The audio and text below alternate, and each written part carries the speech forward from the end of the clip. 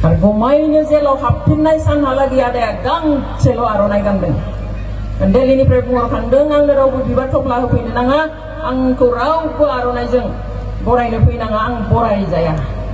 जि जाबाय जाबाय बे एकर्डखौ लानानै जों खौसे आवगायगोन, बर' हारिखौ आं खौसे खालामनो हानाय दिनहालागै आङो आर'नाइ गाना। आरो थारैनो जेलाव थांफिननायहालागै गांसेल' आर'नाइ गानदों बिथाङा। बे आर'नाइया जाबाय गावनि केम्पआव जेब्ला सुक्ति खालामना फैखांनानै गावनि आफादनि केम्पआव हाबहैदों, बेयाव केम्पनि गावनि एनडिएफबिनि गथ'फ्रा गानहोनाय आर'नाइखौल' गानदों। नाथाय मावहांनाय खामानिया आद्रा जानानै बिथाङा थांफिननो गोनां जाबाय। जों मिन्थिया बिथांखौ हरफिननायनि आन्दोआव मा दङ। दिनै प्रमद बर' बिथाङा गुबुन गुबुन मेलाव बुंदों, मिडियाफ्राव बुंदों जे बे गोरोबथानि गेजेरजों बर'फ्रा गिदिर एचिभमेन्ट मोनबाय, बिराद गिदिर जोंहा लाब जाबायनो। मा लाब? सान्थि फैबाय। एनडिएफबिनि म्यानमाराव थानाय, बांलादेशआव थानाय, भुटानाव थानाय फिसाफ्रा फैनानै गावनि न'खरनि मानसिजों थानो मोनबाय, गावनि बिसि फिसायजों थानो मोनबाय, बिराद मोजां जाबाय। केम्पआव थानाय गथ'फ्रा दिनै गामियाव फैनानै बिमा बिफाजों थानो मोनबाय, गावनि बिसि गावनि गथ' गथायजों थानो मोनबाय, सान्थि फैबाय। What about those who are in jail? बिथाङा बेखौ गोसोआव खाङासै नामा? ना बिथाङा मा सानो जे जायफ्रा दिनै फांसिनि अर्डार लानानै जेलाव दङ, जायफ्रा दिनै थैजासिम साजा लानानै जेलाव दङ, 100 जननिख्रुइबो बारा दिनै एक्स एनडिएफबिफोर जेलाव दङ, बिथांमोना मा गावनि गामियाव गावनि न'खरनि मानसिजों, गावनि बिसिजों, गावनि गथ'फोरजों थानो मोन्थाय गैयामोन नामा? बेनो नामा आसोल सान्थि? दिनै एनडिएफबिनि गथ'फ्रा दाबो मेगन मोदै हुगारनानै बुङो, प्रमद बर'आ जोंखौ जि लाइनाव लांदों जों बेनि थाखाय सुक्ति खालामाखै। जों गावनि न'खरनि मानसिजों थानो, गावनि हिनजावजों गावनि फिसाजों थानो थाखाय जोङो एकर्ड खालामाखैमोन। जोंनि एकर्डआ बर' हारिनो, बे हालामनो माबा मोनसे बांसिन गोहो होथों होननानैसो जोङो जोंनि political rights, social rights, everything, economical rights गासैबो लेजिस्लेटिभ आरो एडमिनिस्ट्रेटिभ पावार आरो एरिया एक्सटेनसना जाहाथे बारा जायो बेनि थाखायसो सुक्तियाखौ जों जाजानो लुबैदोंमोन। जों न'आव थानो थाखाय, गावनि बिमा बिफाजों थानो थाखाय जोंनो सुक्ति नाङामोन। बिथांमोना सेक्रिफाइस खालामग्रा मानसि। अब्ला मा थाखो? दिनै एनडिएफबिखौ एपिपिएलआव थांब्लानो आलादा जायो मानसिया।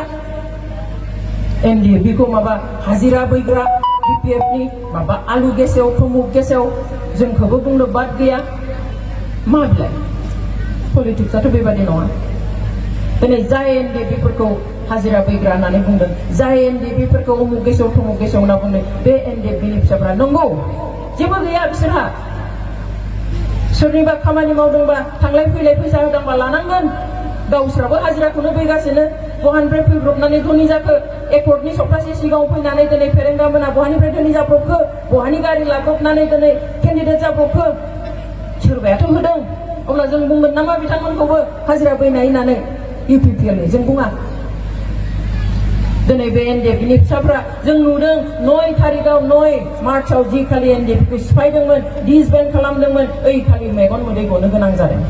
एनडिएफबिनि लिडारफ्रा बे एनडिएफबिनि फिसाफोरनो, केडारफोरनो, मावथिफोरनो जेबो हरनो हायाखै। गोदोनाव आर'नाइ गांसे गांसेल' सोनानै न'आव हरदों। बेखौबो थोआखै, आर'नाइ होजोबनोबो थोबावाखै। न'आव थांनानै उन्दुनो बिसना गैया। सोरबाया केम्पनि बिसनाखौ लानानै थांदों, सोरबाया गामियाव धोनि मानसि सासेया बिसोरनो बिसना गोदान बायनानै होदों, बेयाव उन्दुदों बिसोरो। बिनि उनाव जोङो माब्रै रान जायहा 34 years 34 बोसोर बर'नि थाखाय, बर'खौ खर' दैखांना थांनानै थानो थाखाय रैखाथि होबोबाय, बिसोरखौ दिनै जों एकर्डनि बोसोरसे जायैयावनो जों इसिबां अपमान बोरै खालामनो हानो? आइफोर आफाफोर, जोंनि मेन्टेलिटिया बेबादिब्ला अब्ला फैगौ समफ्राव जुदि हारिखौ रैखाथि होनो आरो गसंनो गोनां जायोब्ला रावबो ओंखारनाय नङा। दिनै सोर मावबोनाय, सोर दांनाय बेखौ मिन्थिया। आं मावजोबदों, आं खालामदों। दिनै आबसुनि गथ'फ्रा बुङो, फेसबुकाव लिरो, बे आं ओरैनो बुंनाय खोथा नङा, जे दिनै प्रमद सारा बे एकर्डखौ खालामनानै होआमोनब्ला एनडिएफबिनि गासिबो सेंग्राफोरा गावथारजाजोबसिगौमोन, एनडिएफबिनि गासिबो सेंग्राफोरा रानथाब सेवथाब थैजोबनोसैमोनलायनो। नङा, बे नंखाय। एनडिएफबिनि जि सोमावसारनाय हाथियारजों, बे सोमावसारनायखौ भारत सरकारा स्वीकृति होदों, गनायथि होदों, रिकगनिशन होदों। बिनि उनाव सिज फायार डिक्लेयार खालामदों सोरखारनिफ्राय आरो एनडिएफ बिनिफ्राय इन्टारल'किटर एपइन्टमेन्ट होदों भारत सरकारा गावनो सावरायनो थाखाय जे थारैनो बर'फ्रा माबा मोनसे समस्या दंमारो राजखान्थियारि रांखान्थियारि समाजारि बायदिसिना समस्या दंमारो बेवहाय फै जों सावरायनि आरो सावरायनायनि गेजेरजों जों बेखौ फोसाबनायनि लामा दिहुननि सावरायबाय इन्टारल'किटरनि गेजेरजों फाइनेल जाबाय प्रमद बर'आ सहि होआ होनबाय सेपारेट स्टेट होआ मोनाब्ला इन्टारल'किटरा बुंबाय जोंहा एनडिएफ बिजों खालामखानांगोन जाखासिगोन आदा नाब्लाया जुदि कनभिक्ट जायामोनब्ला बिनि सिगाङावनो जाबावगौमोन कनभिक्ट जानायाव 4 माससो लेट जाहैगोन जों बेवहाय खोथाफोरखौ ओरैनो बुंब्ला जाया जों गासैखौबो मिन्थिनांगोन दिनै आंखौ बुंगोन सोरबाखौ बुंगोन मा मोन्थाय दं आंखौ दिनै हज्रिगाव बुङो भिडिअ बानाय बे अनजालि दैमारियालाय मा बिलाय बिटिआरनि सायाव बेहा बुंनो मोनबो अधिकार गैयानो मानो गैया बिटिआर सुक्तिया एनडिएफ बिनि सुक्ति एनडिएफ बिजों जोनोम समनिफ्रायनो जों गसं मोन्दों दिनै बर' वुमेन जास्टिस फरामखौ एनडिएफ बिनि जि सोमावसारनाय बे सोमावसारनायाव बायदिसिना हिउमेन राइट्स भायलेट जानायनि थाखायसो जोङो बोजबखौ दाखानाय जों ओरैनो दायाखै बेखौ जि खालि बोजबखौ दानाय ओइ खालि हराव जों डिआर नाब्ला बिथाङाबो दङमोन हिउमेन राइट्स भायलेट जाखागोन मानसिखौ इनाय खालामगोन इनाय अत्याचार खालामगोन सोरखारि रैखाथि हान्जाफ्रा बेवहाय आवाज होनो बे थानांगोन जों गियाल' नाजादों सोरखारि साख्रि मावसेयावबो आं राजा लामायाव जनानै आं हज्रिखावदों जिखुनु सोरखारनि बेरेखा सोरबा सोरखारनि दिनाव गाज्रि जादों आं बेखौबो बुंदों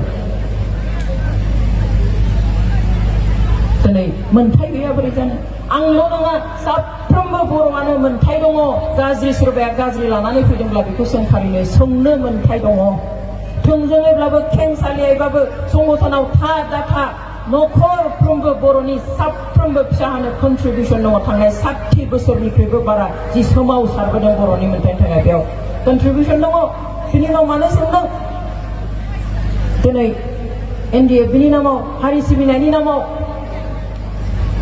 आं मानो 6 मासनिख्रुइबो बारा आं मानो जेलाव सोजानाय आं मानो आसाम पुलिसआव मानो किडनेप खालामजानाय 10 दिन मेगन खानानै दोनजादों जानाय लोंनाय मेगन खानानै जानो गोनां जादों थादाबादि गोसोम माइलाव जोबजानानै 11 बोसोर केस सालायनानै आंहा साख्रि आंहा एप्रुभ जायाखै सोरखारि केस जानायखाय आंनि पासपर्टखौ दबथायनानै होबाय आं 9 बोसोर आं बाहेरायाव ओंखारनो हायाखै बेफोर मा रंजानायनि थाखाय नामा आंनि आबौखौ गावथारदों आंनि न'आव थांनानै आर्मिया बमा हैदों आइया थैजासिम खोमा बिंगि जानानै थादों बेफोर मा गेलेनाय नामा बिनि उनाव जों सोरजोंबा सोंजानाय खालि कुइसन नों मा मावदों नोंहा बुंनो मोन्थाय गैया नोंनि मा कन्ट्रिबिउसन दं no one should ask anything रावबो बर'आ बे सोंलुनि मोगा मोगि जानो नाङा बिकज जों मिन्थिगौ जों मान होयो सोरबाया जुजिदों न'आव थानानै support खालामनायाबो that is also one kind of contribution each and every Boro person has got contribution towards our struggle last 60 years खोलोब বিভিন্ন সংগঠন হানজানি